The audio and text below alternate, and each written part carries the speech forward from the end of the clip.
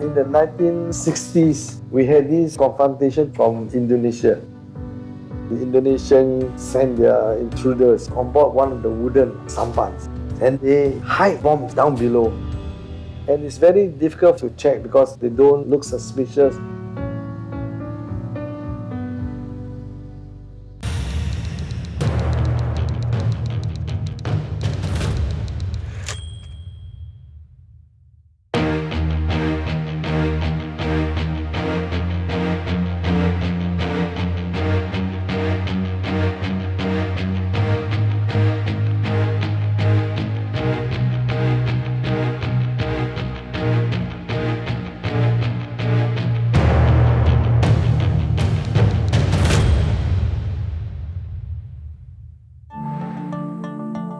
During confrontation, Malaysia's volunteer naval forces were mobilized on board the RSS Panglima to intercept Indonesian gunboats sent to test Singapore's maritime defences. So they are trying to intrude into our territorial waters, especially during the confrontation. So that is our duty, trying to deter countries from illegally coming into our territorial waters. With the Panglima, when we fire the boffer guns right in front of their bow, they run away. It's so obvious to them that don't you play trick with this boat. This boat can be very dangerous. When Singapore gained independence, there became an urgent need to form our own navy. The wooden hull RSS Panglima became the RSN's first operational vessel and continued to protect our coastal waters until 1991. A handful of us, petty officers and few officers, started to have a school at Sentosa for both combat as well as technical.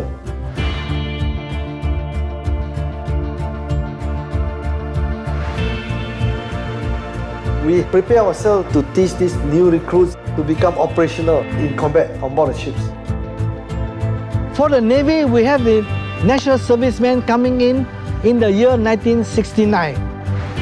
That's when we started to have other ranks, officer cadet. So we are not only having the regulars, which are limited in size, but with the national servicemen, they held the strength of the Navy.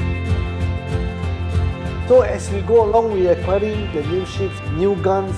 We got ships in Germany, but the guns are from Sweden. The boiler set are from Holland. So you integrate that, then become fully operational. As the Navy extended both their platforms and weapon systems, it reflected a change in the strategic approach towards Singapore's defence.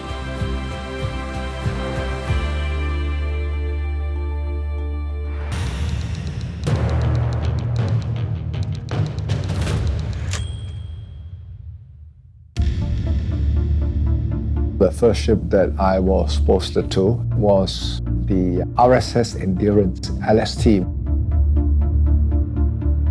I actually joined the LST as an officer under training and then as a junior officer on board.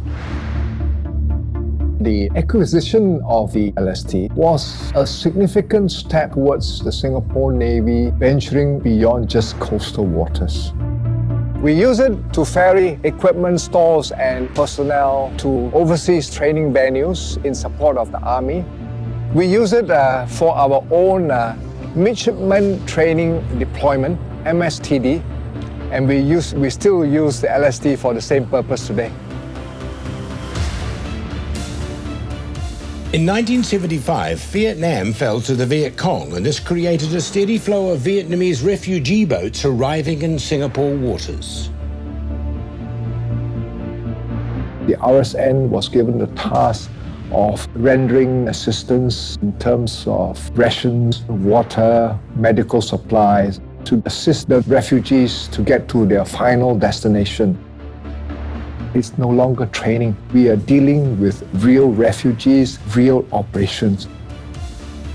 As the strength of the Navy grew, as the manpower requirements of the Navy grew, it was a great move to induct NSF into the Navy. The NSF boys are much better educated than their forefathers. Most of them better embrace the modern technology and apply it to the fullest. When we acquired the missile corvettes in the late 80s, That was a significant step towards the technological advancement of the Singapore Navy, from being just a coastal constabulary navy to a true blue water navy. The thing that it brought along was the anti-submarine warfare capability. It could detect a subsurface threat, and it could prosecute the threat with its torpedo weapon system. Singapore has always been a maritime and trading nation, and the sea has always been the lifeblood of our economy. The safety and security of Singapore's waters are crucial to ensuring that we continue to enjoy stability and prosperity. The littoral mission vessel, the LNV, is custom-made to operate in restricted or confined waters where there are island groups for concealment, shallow water to watch out for so that you don't run aground. These are very real threats. Today, the RSN maintains a constant presence in Singapore waters, combining comprehensive surveillance and close integration with other services of the armed forces to enhance security in our waters. The Navy has gone from strength to strength. In the early days, we only have 2 boats, and so less people will, some are not well trained. But today, look around. Wow! From the days when I joined it, we have come a long way. If you try to paint a situation picture at sea, back to your headquarters, everything is done quite manually. In today's context, it is a world where everything is connected, so whatever the onboard sensors pick up, they are immediately transmitted to shore, and you see a sea situation picture that's updated automatically and instantly. We must leverage on the strengths of each of the services, be it the Navy, the Air Force, or the Army. And if we are faced with a threat, we must prosecute the threat in an integrated fashion. The whole is greater than the sum of its parts. So we have got to work together, the 3 services of the armed forces, as an integrated whole.